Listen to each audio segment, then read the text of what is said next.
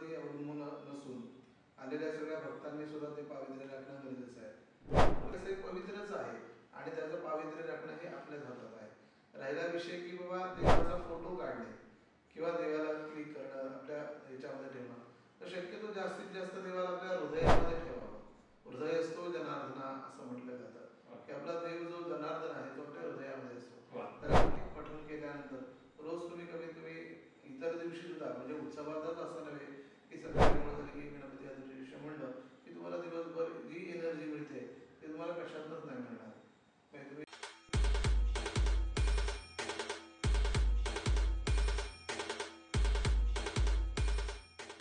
नमस्कार. स्विफ्टॅक्स पिक्चर्स प्रस्तुत उत्सव आणि मीच्या या नव्या भागात मी अभिषेक विरकर तुमच्या सगळ्यांचं मनपूर्वक स्वागत करतो. मंडळी, शहराची ओळख होती तिथल्या नागरिकांमुळे. त्यांची भाषा, राहणीमान, शहराचं वातावरण, ऐतिहासिक वास्तू आणि यंत्रणा, तसेच आध्यात्मिक धार्मिक स्थळे, देवस्थानं, मंदिरं हे सुद्धा तितकीच महत्त्वाची भूमिका बजावतात. देशविदेशातील अनेक पर्यटक, भाविक अशा धार्मिक स्थळांवर गर्दी करतात आणि यात जर उत्सवांचे दिवस असतील तर त्यातही गणेशोत्सव, मग ही संख्या कैक पटीने वाढते. बरं, या साऱ्या धामधुमीत त्या धार्मिक स्थळांचं आणि आपल्या देवाचं पावित्र्य राखणं अत्यंत गरजेचं असतं. शास्त्रोक्त पद्धतीनं पूजा अर्चा करून हे पावित्र्य राखण्याचं काम करतात ते म्हणजे पुरोहित मंडळी. ते अत्यंत महत्त्वाचा घटक असतात या साऱ्यामध्ये. भाविक त्यांच्या मनातील इच्छा, आकांक्षा पुऱ्या करण्यासाठी आणि बाप्पाची, देवाची प्रार्थना करण्यासाठी, त्याचं दर्शन घेण्यासाठी गर्दी करत असतात. मंडळी, हे पुरोहित मंडळी आहेत जी हे सगळं पावित्र्य राखतात, त्याचसोबत सामाजिक सांस्कृतिक भानही राखतात आणि पुढील पिढीला मार्गदर्शनही करत असतात. असंच एक थोर व्यक्तिमत्व आज आपल्याला लाभलेलं आहे, जे करतायत बाप्पाची निरंतर सेवा. अहोरात्र बाप्पाच्या सेवेत मग्न झालेले असतात. पुढील पिढीला ते मार्गदर्शन करतातच आहेत. त्यासोबत ह्या सगळ्या बाजू आज आपल्याला त्यांच्याकडून जाणून घ्यायच्या आहेत, ज्या आहेत सामाजिक, सांस्कृतिक, आध्यात्मिक आणि धार्मिक. त्याचसोबत जाणून घ्यायचंय आपला गणेशोत्सव आणि बाप्पाला नक्की काय हवंय ते. आज आपल्यासोबत आहेत पुण्यातील सुप्रसिद्ध श्रीमंत दगडूशेठ हलवाई गणपती देवस्थानचे पुरोहित श्री सुरेश काळे सर. सर, स्वागत आहे तुमचं उत्सव आणि मीच्या आजच्या भागामध्ये. गुरुजी, तुमचं बालपण कुठे गेलं? नमस्कार. माझं पूर्ण नाव आहे सुरेश रामचंद्र काळे. मी मूळ आहे नगर जिल्ह्यामधला. माझं गाव आहे जामखेडमध्ये, जवळा म्हणून गाव आहे. माझं वयाच्या 8व्या वर्षी मुंज झाल्यानंतर नगर येथे श्री परमपूज्य क्षीरसागर महाराज यांची प्रस्थापित पाठशाळा वेदांत विद्यापीठ म्हणून आहे.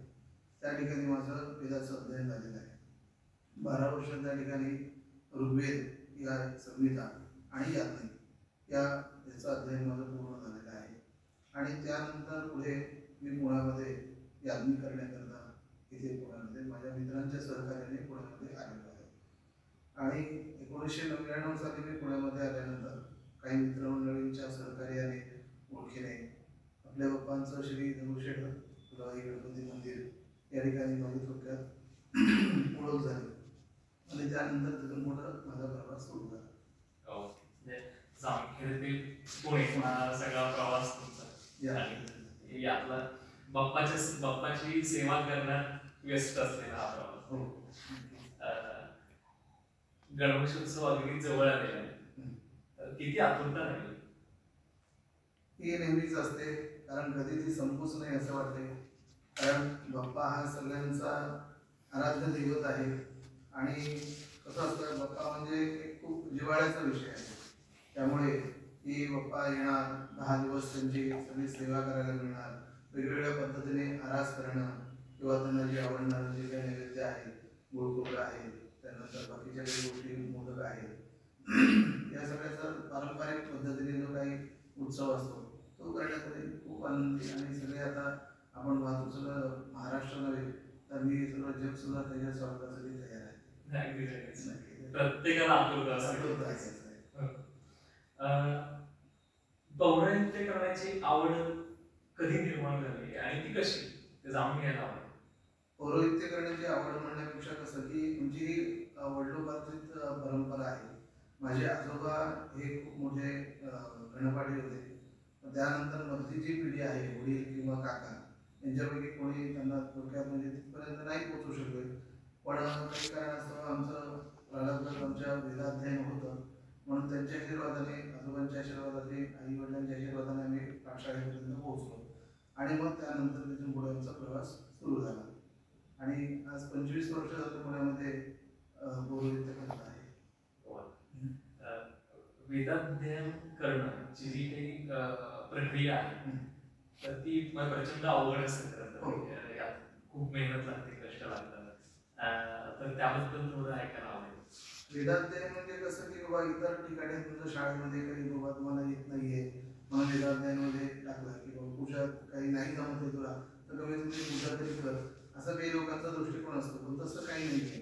वेदाध्ययन म्हणजे हे फार मोठं शिक्षण आहे आणि तिथे तुम्हाला फक्त पाठांतर म्हणजे पाठांतरच असतं, त्याच्या व्यतिरिक्त दुसरं काहीही नसतं.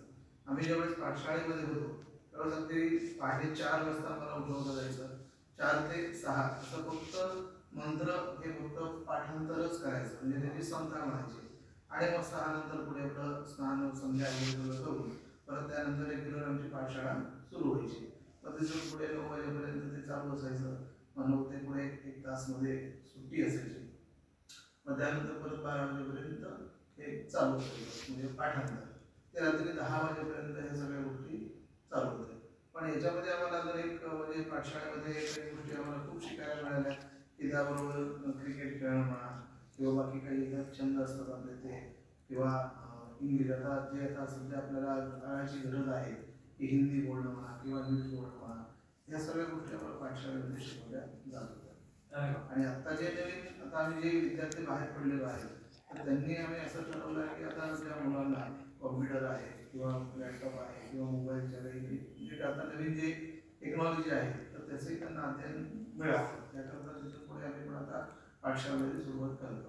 म्हणजे आपली संस्कृती आपलं अध्यात्म हे विज्ञान आणि अध्यात्म हे दोन्ही गोष्टी आपल्याला चालू राहिल्या संगणमताने चालू राहिल्या आणि समाजातल्या वेगवेगळ्या घटकांनाही आपल्याला ते व्यवस्थित पोहोचवलं आलं पाहिजे. तिथे भाषेचा अर्थ राहता कामा नाही. तुम्ही म्हणाल की दगडूशेठ हलवाई गणपती सोबत देवस्थानासोबत प्रवास सुरू झाला आहे. तर हे नातं कसं जुळलं, ही नावं कशी जुळली तुमची? कसं आहे की आमचे काही पूर्वीचे जे सहकारी होते की जे नगरला आम्ही पाठशाळेत असताना तिथे यज्ञयागचा बसायचे तर त्यावेळेस ते तिथे कायम यज्ञाला वगैरे यायचे. त्यामुळे त्यांची ओळख झाली. ओळख झाल्यानंतर आम्ही तिथून पुढे पुण्यात आल्यानंतर त्यांनी आम्हाला तिथे मंदिरामध्ये ओळख करून दिली की बाबा असे पाठशाळेचे विद्यार्थी आहेत आणि अध्ययन पूर्ण झालेलं आहे, म्हणणं चांगलं आहे. तर त्यानंतर आम्ही तिथून पुढे बाप्पाची सेवेला सुरुवात झाली आमची.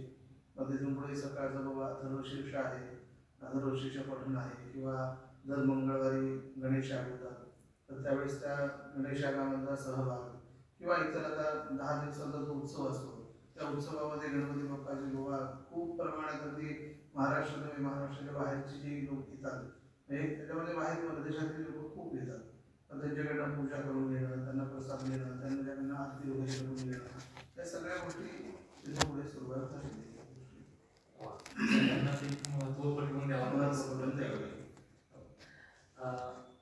ह्या आपल्या गणेशोत्सव काळात कशा प्रकारचा बदल झालेला जाणवतो? म्हणजे तुम्ही आता बऱ्याच वर्षांपूर्वीपासूनच हे सगळं बघत आलेलं आहात तर या परंपरेत काय बदल झाले जाणवतो? बरंच म्हणजे थोडक्यात म्हणजे बदल असं झालेला आहे की बाबा आता लोकांना वेळ मिळालेला आहे, लोकांकडे 4 पैसे पण आलेले आहेत. त्यामुळे वेगवेगळे आरास म्हणा किंवा लोकांचे काही बाबा हौस असेल किंवा गणपतीला वेगवेगळ्या प्रकारचे डेकोरेशन करणे किंवा वेगवेगळ्या मिठाईंचा नैवेद्य दाखवणे. पूर्वी कसं असायचं की बाबा जे घरात जे बनवलेलं असायचं आईने आपल्या किंवा आजीने त्याचंच आपण नैवेद्य दाखवत होतो. पण आता अगदी बाजारात सुद्धा खूप मोठं प्रमाणात वेगवेगळ्या प्रकारचे मिठाई पण येतात जे गणपती बाप्पाला आवडतं त्याप्रमाणे त्याचा नैवेद्य दाखवला जातो आणि थोडक्यात त्याबरोबर आपली पण खाण्याची मौज होते. आपण आता नैवेद्याचा विषय निघालायचा तर पारंपरिक नैवेद्याचे पदार्थ खरं तर जास्त बाप्पाला आवडत असतील. आणि ह्यातही जो काही आता बदल आलेला आहे की तयार रेडीमेड जे काही मिठाई स्वरूपातले ते पदार्थ बाप्पाला नैवेद्य म्हणून दाखवले जातात, ह्याकडे कसं बघतात? नाही तर काळाप्रमाणे थोडंसं बदलणंही गरजेचं आहे. कारण कसं सगळ्यांनाच वेळ मिळतो असं नाहीये. कारण 10 दिवस प्रत्येकाला घरात सुट्टी घेऊन राहणं शक्य नाही आणि पण बाप्पाची सेवा पण होणं गरजेचं आहे, त्याचे आशीर्वाद पण मिळणं गरजेचं आहे. की बाबा एखादा पाहुणा आलाय आणि आपण त्याला बाबा तू घरात बसा असं म्हणायचं आणि आपण बाहेर निघून जायचं असं करून नाही चालत. मग त्याचं जे काही आदरातिथ्य असतं ते करणे आपलं कर्तव्य आहे. आणि बाप्पा म्हणजे तर प्रत्यक्षात आपल्या सगळ्यांचं आराध्य दैवत आहे. आणि कसं आहे पूर्वी कसं किंवा आई वडील एकत्र कुटुंब असायचं. आता काही काळानुसार थोडंसं विभक्त कुटुंब झाले, प्रत्येकाला वेळ नाहीये. त्यामुळे जे शक्य आहे आता हल्ली काय म्हणतात त्याला माव्याचे मोदक आहे, चॉकलेट मोदक असतात, वेगवेगळ्या पद्धतीने आणि पप्पांना तेवढं त्याचा आनंद घेता येतो असं आहे. पूर्वी कसं किंवा नुसतं गोड खोबरं आहे किंवा पंचखाद्याचा नैवेद्य आहे किंवा आपल्या तळलेले मोदक असतात त्याचा नैवेद्य, त्याचं थोडंसं प्रमाण हळूहळू कमी झालेलं आहे. नाही बाप्पाला काहीतरी चेंज मिळत आहे. एक बाप्पाच्या आगमनाचा एक मुहूर्त असतो तो घरगुती गणपती बाप्पासाठी तर प्राणप्रतिष्ठापना करताना तो पाळलाच होतो. पण बऱ्याचदा सार्वजनिक गणेशोत्सवाकडे बघताना ते दिसत नाही. तर ते मुहूर्त पाळणं किती महत्वाचं आहे प्रत्येकाच. कसं होतं माहिती का, मुहूर्त हा मुहूर्त का काढला जातो आणि मुहूर्त कशासाठी असतो? मुहूर्त म्हणजे काय, तिथली नक्षत्र योग वाराणी करून या सगळ्यांचं गणित करून जे काही गणित येतं किंवा जी काही संख्या येते आणि ती आगमनासाठी जी काही संख्या आपल्याला आवश्यक असते त्या पद्धतीने आपले सोलापूरचे जाते पंचांगकर्ते आहेत किंवा पुण्यातले देशपांडे पंचांगकर्ते आहेत, त्यांनी सगळ्याचा जो सगळ्याला विशेष करून हे करून गणित करून तो मुहूर्त काढायचा असतो. आता मुळात कसं आहे की पार्थिव गणपती, पार्थिव म्हणजे काय थोडक्यात की आपण पूर्वी आपल्याला लहानपणी आठवत असेल आपल्या गावी असं जे कुंभार असतात ते कुंभार मातीचा गणपती आणून आपल्या घरी आणून देत होते. पण आता वेगवेगळ्या प्रकारचे वेगवेगळ्या साईजमधले वेगवेगळ्या सगळ्या आकाराचे गणपती बाजारात आलेले आहेत. पण शक्यतो मुहूर्ताला पूजा होणं फार गरजेचं असतं कारण ती घटिका फार महत्वाची असते. आणि तिथून पुढे त्या बाप्पाचं आगमन झाल्यानंतर त्यातनं जे काही आपल्याला प्राप्त होणार आहे, प्राप्त करणारा गणपती बाप्पाच आहे, त्याचं आपण काही करू शकत नाहीये. पण कमीत कमी तेवढी वेळ पाळणं फार गरजेचं आहे. आणि आज कसं होतं पुरोहितांना सुद्धा तेवढा वेळ प्रत्येक ठिकाणी देणंही थोडंसं अशक्य होतं. म्हणून त्याप्रमाणे त्या पद्धतीने मुहूर्त काढले जातात. आणि राहिलं सार्वजनिक मंडळाचा विषय, पण त्यांचं कसं होतं की बाबा त्यांची मिरवणूक असते, बाकी काही तिथली तयारी असते, त्यामुळे त्यांना थोडंसं वेळ लागतो, त्याला काही पर्याय नाही. पण त्यातली त्यात कसं की तो पूर्ण दिवस जो असतो तो शुभ दिवस असतो, शुभ मुहूर्त असतो. त्या मुहूर्ताला शक्यतो आम्ही राहुकाळ वगैरे हे सगळं टाळून की तो वेळ नाही आहे ना हा बघून आम्ही पुढे मूर्तीची प्राणप्रतिष्ठा घेतली जाते. तो राहुकाळ ही वेळ सोडली म्हणजे तो काळ तेवढा सोडला तर मग बाकी दिवस शुभ असतो, शुभ दिवस असतो.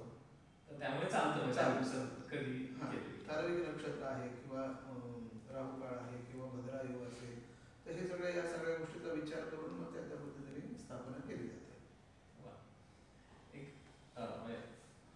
बालपणात तुमच्या कुटुंबाने कसं सपोर्ट केलं तुम्हाला? आमच्या कुटुंबाने सपोर्ट करण्याचा विषय कसा की बाबा आमची परिस्थिती खूप त्या काळी बिकट होती की बाबा कसं म्हणतात ते खेड्यातलं एक छोटंसं गरीब कुटुंब होतं आणि ब्राह्मणाचं म्हणजे आपण ते कथेमध्ये ऐकतो ना की बाबा एक दरिद्री ब्राह्मण होता वगैरे अशा पद्धतीने. तर त्या पद्धतीने कसं की बाबा शाळेसाठी जायला फी भरायला पैसे नसायचे किंवा काही नसायचं, वडील शेती करायचे आणि मग त्या पद्धतीने ते कुटुंब आमचं म्हणजे थोडंसं सीमित होतं. मग त्यानंतर पुढे आम्ही बाबा पाठशाळेत गेल्यानंतर तिथून पुढे आम्हाला पाठशाळा ही पूर्णपणे आम्हाला मोफत असते. तिथं कुठेही आमचा 1 रुपया घेतला जात नाही किंवा काही नाही. 12 वर्ष तुमचं अध्ययन जे आहे राहणं खाणं सगळं आमच्या पाठशाळेमध्ये आम्ही मोफत पद्धतीने केलं जातं. त्यामुळे मग कसं आणि सगळ्यांचा सपोर्ट होता की बाबा कुठेतरी आपलं अध्ययन व्हावं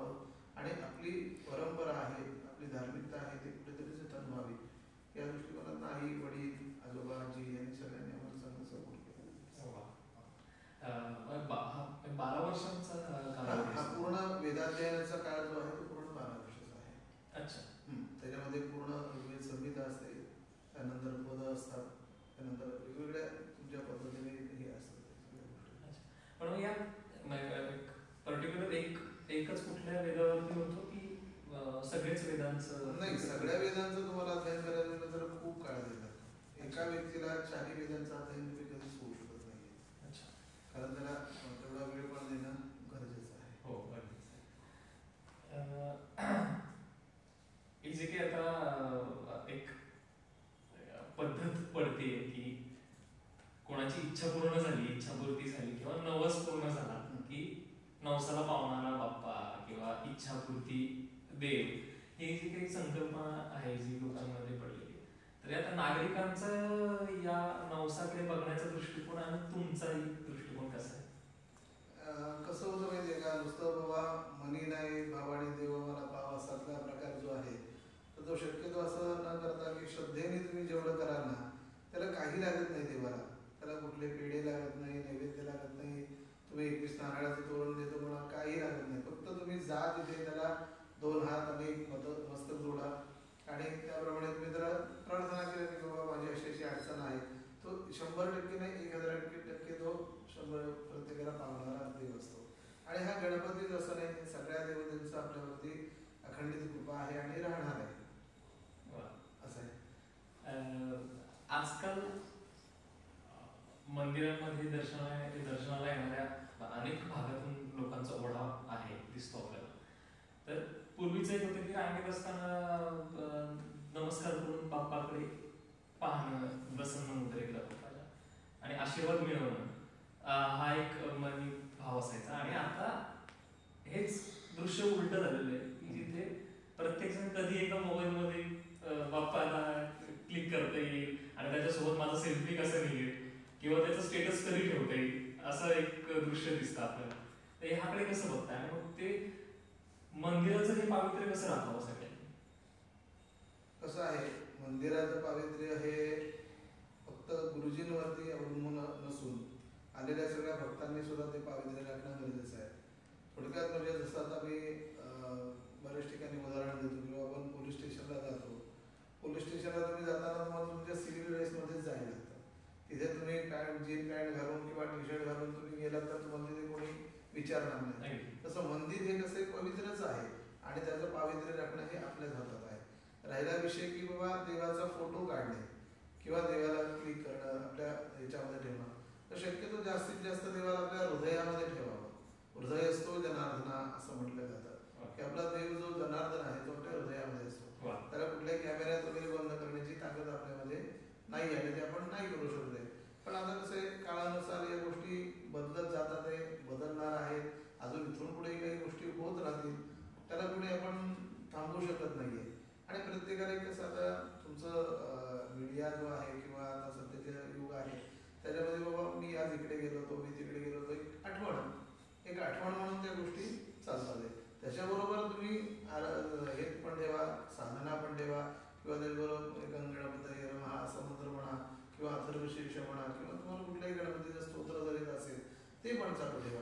म्हणजे हे पण करा आणि ते पण करा, असं दोन्ही गोष्टी एका समोपचाराने तुम्ही चालू ठेवा. नाही तो भगवान सगळ्यांनी आम्हाला तो म्हणत नाही किंवा माझा फोटो काढू नका, मग तुम्ही नुसतेच फोटो पुरते असं म्हणत नाही. त्यांच्या दरबारात तुम्ही गेला की ते पूर्ण त्याला मिळालं असं आहे. एक नामस्मरण असावं. नामस्मरण असावं. मोबाईल बाळगण्यापेक्षा नामस्मरण बाळगा.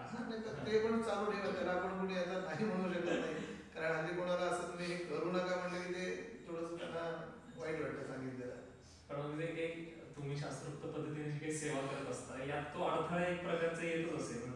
नाही, अडथळा येतो, पण आता कसं होतं माहिती का, लोकांच्या भावनांशी आपण नाही खेळू शकत नाही किंवा त्याच्या बाबा इच्छा असते बाबा आपण जावं किंवा, आणि प्रत्येकाचा उद्देश तोच असतो असं नाहीये.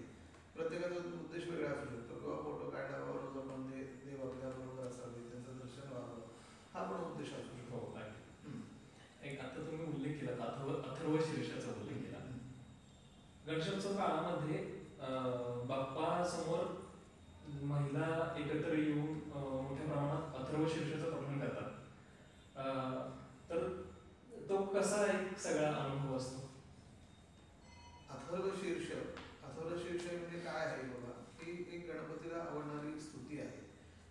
त्यामध्ये त्वं गुणत्रयादितः, त्वं देहत्रयादितः, त्वं कालत्रयादितः, हे जे काही गोष्टी आहेत हे भगवंता तू चराचरामध्ये आहे.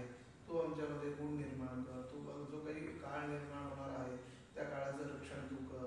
हे थोडक्यात त्याला प्रार्थना केलेली आहे.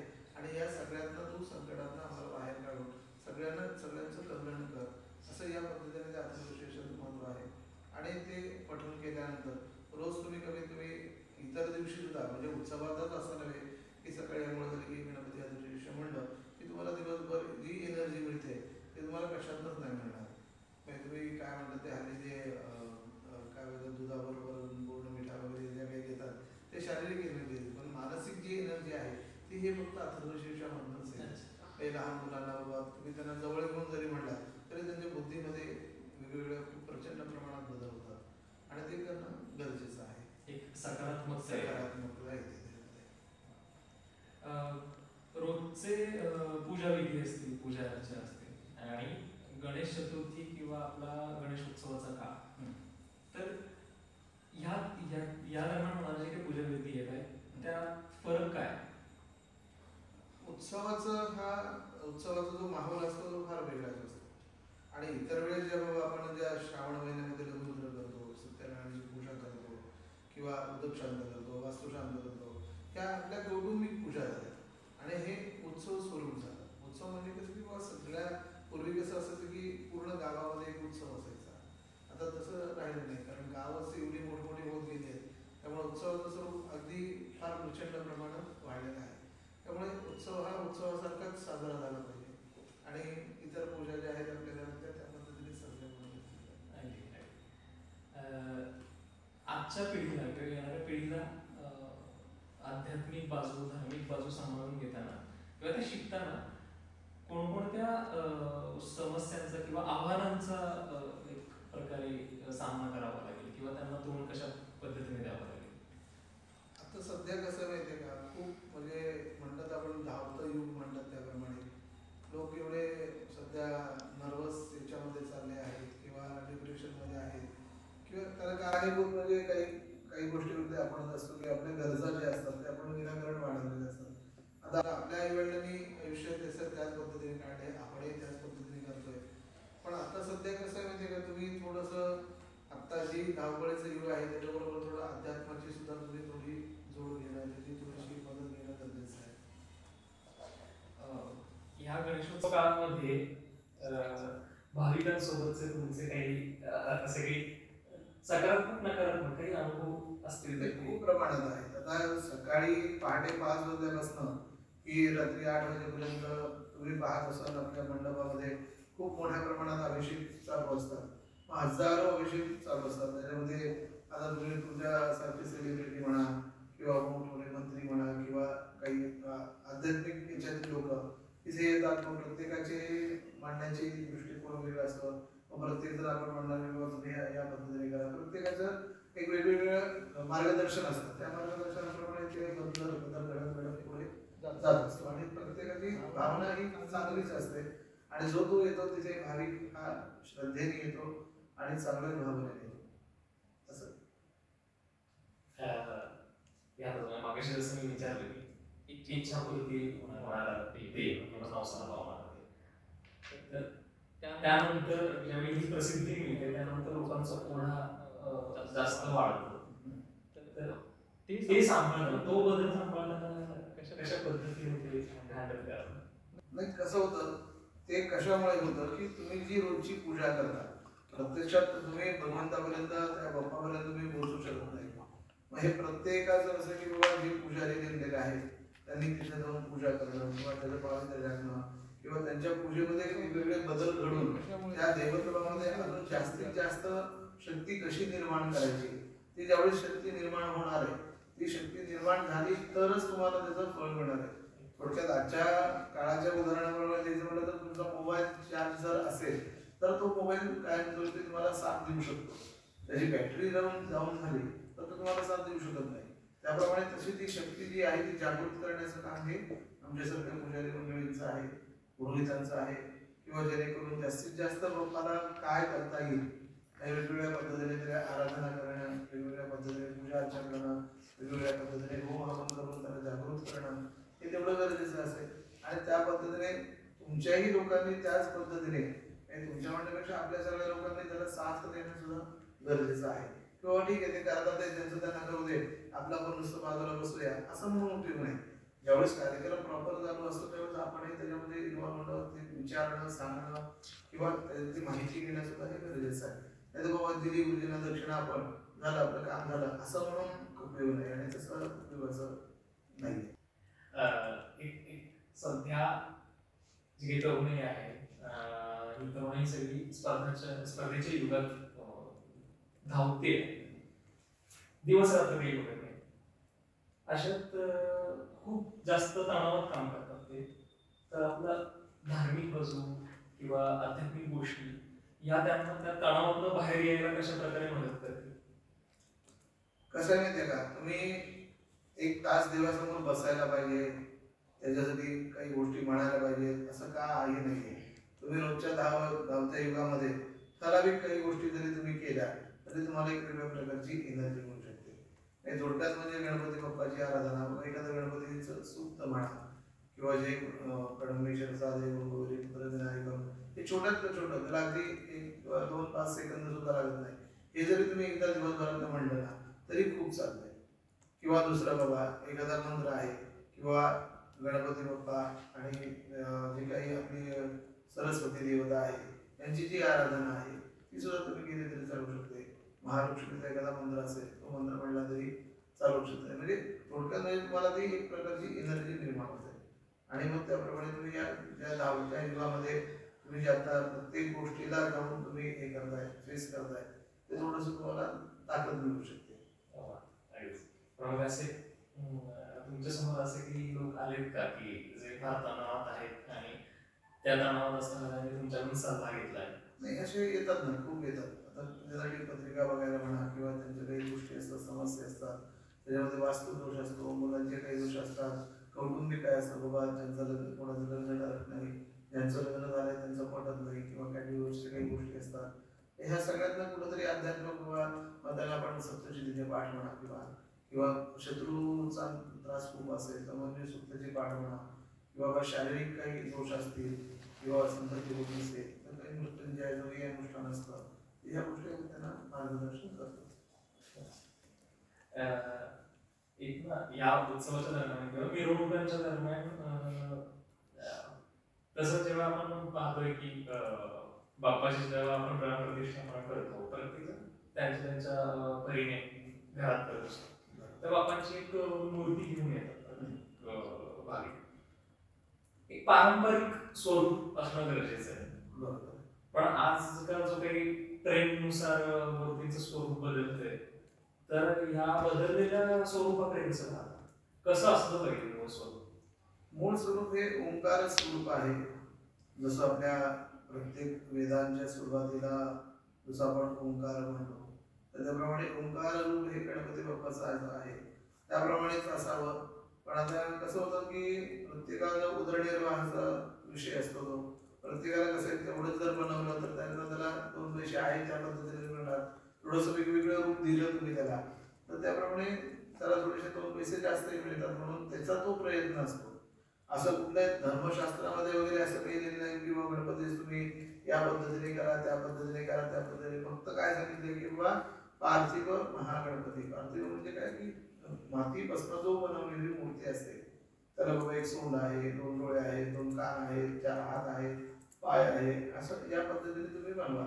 आत्ताची तरुणी ही प्रत्येक गोष्टीच्या मुळाशी जाण्याचा प्रयत्न करते, लगेच कुठल्या गोष्टीवरती विश्वास ठेवत नाही. आणि आपलं अध्यात्म इतकं छान आहे, शास्त्रामध्ये इतक्या काही गोष्टी व्यक्तिमत्व एखाद्याचं सुधारण्यासाठी लिहिल्या गेलेल्या आहेत, पण त्यातही काही असे आहेत की जे त्या मुळाशी जाण्याचा प्रयत्न करतात. बऱ्याचदा शंका जास्त असते, तर ह्या शंकांचं निरसन कसं करतात? उलट ह्या शंका ज्या आमच्या समोर येतात ना, ते आम्हाला एक फार वेगळं ज्ञान मिळवून देतात. आता आम्ही कुठलाही धार्मिक कार्यक्रम करायचं म्हटलं तर कार्यक्रमापेक्षा आम्ही अर्धा तास केवळ फक्त त्यांना त्या विधींचा अर्थ सांगणं याकरता आम्ही कायम ठेवलेला आहे. आता आमची जी नवीन पिढी आहे जे नवीन आम्ही पाठशाळेतनं बाहेर पडलेलो आहे ते हे सगळ्या गोष्टी पाठशाळेत शिकवल्या जात नाही. आणि तुम्ही एकदा बसल्यानंतर तुम्ही काय करताय हे समोरच्या जन्माला कधीच कळत नाही.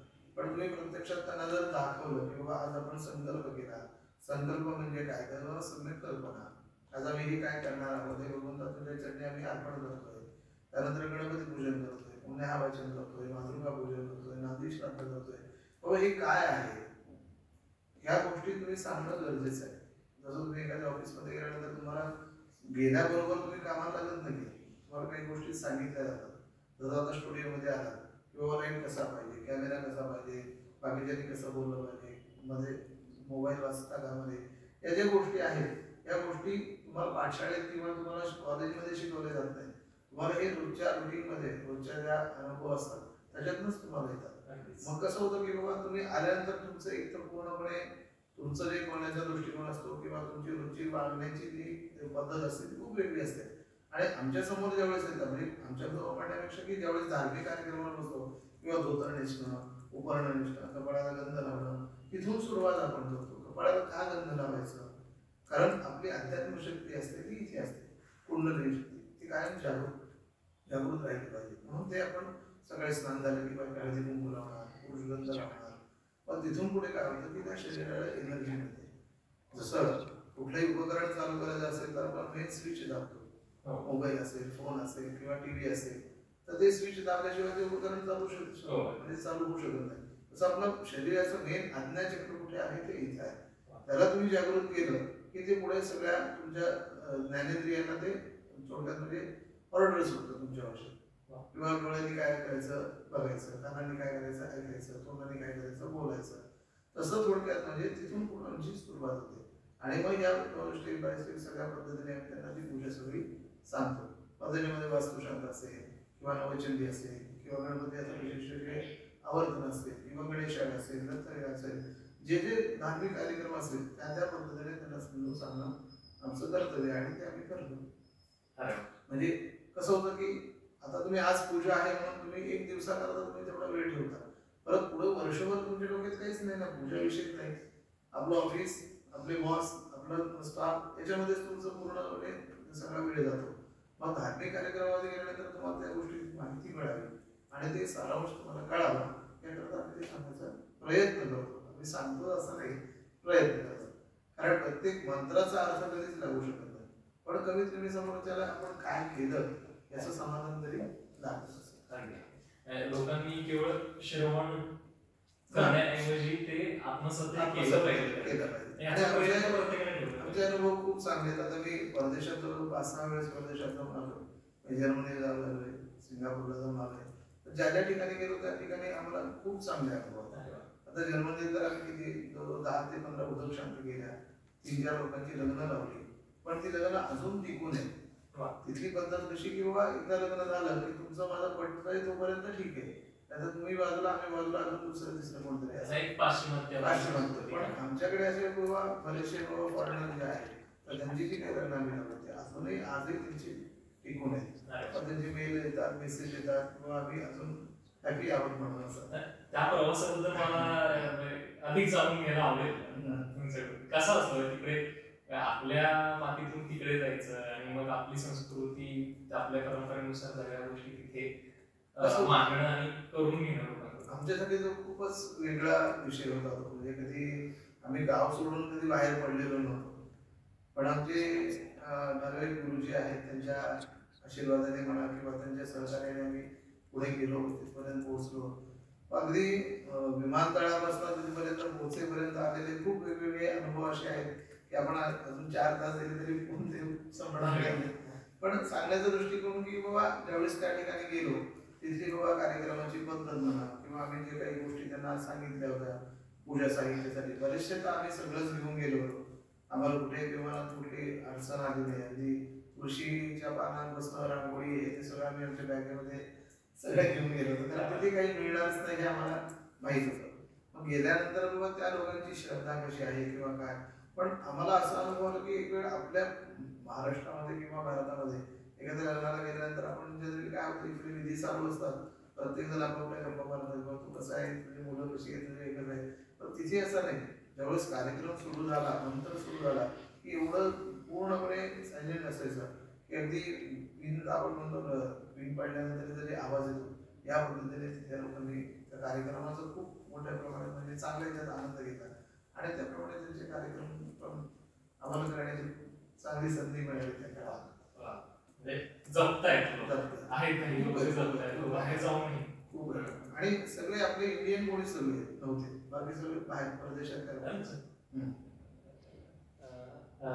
जसं आपण मगाशी पावित्र्य राखणं खूप गरजेचं असतं.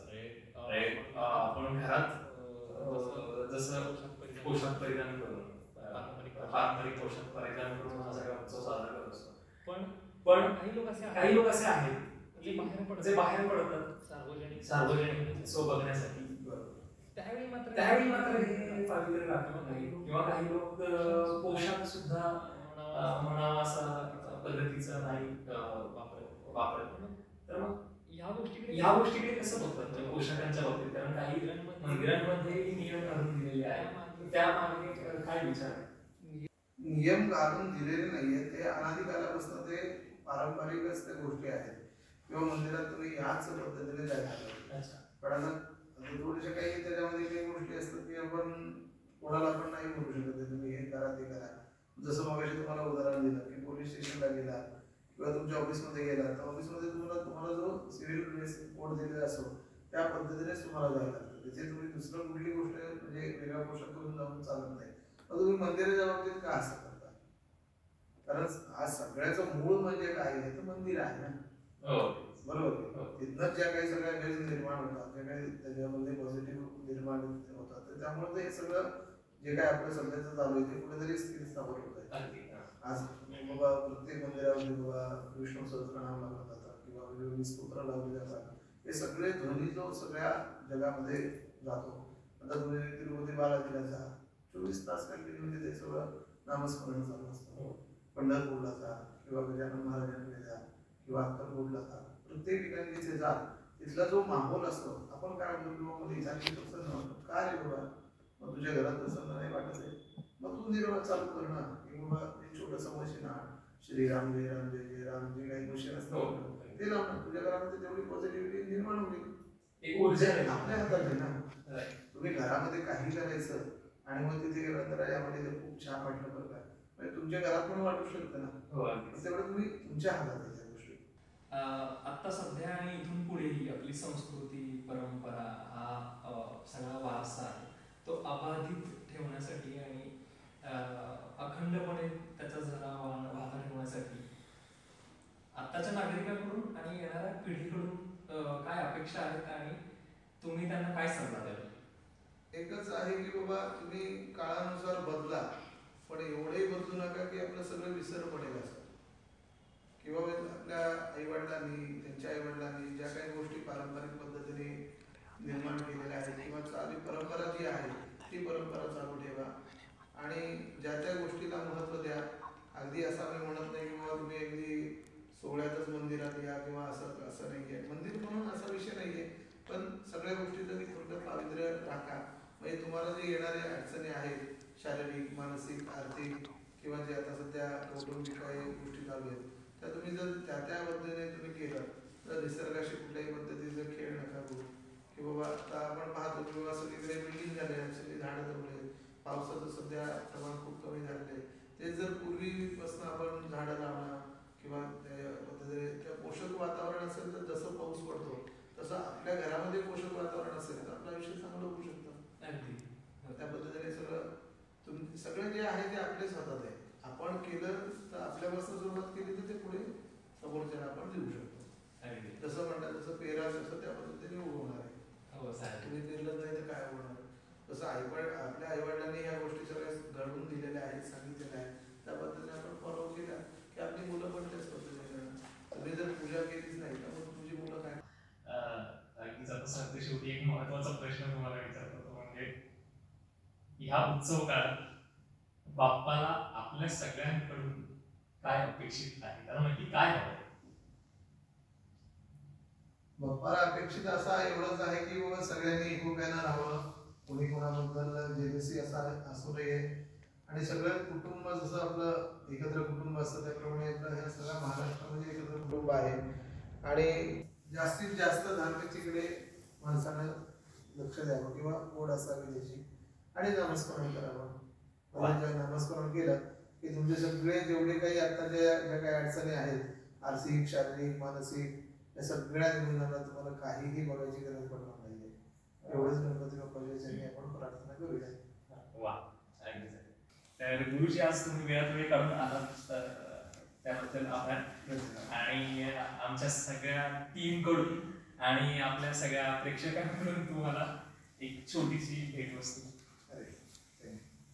धन्यवाद. जय गणेश.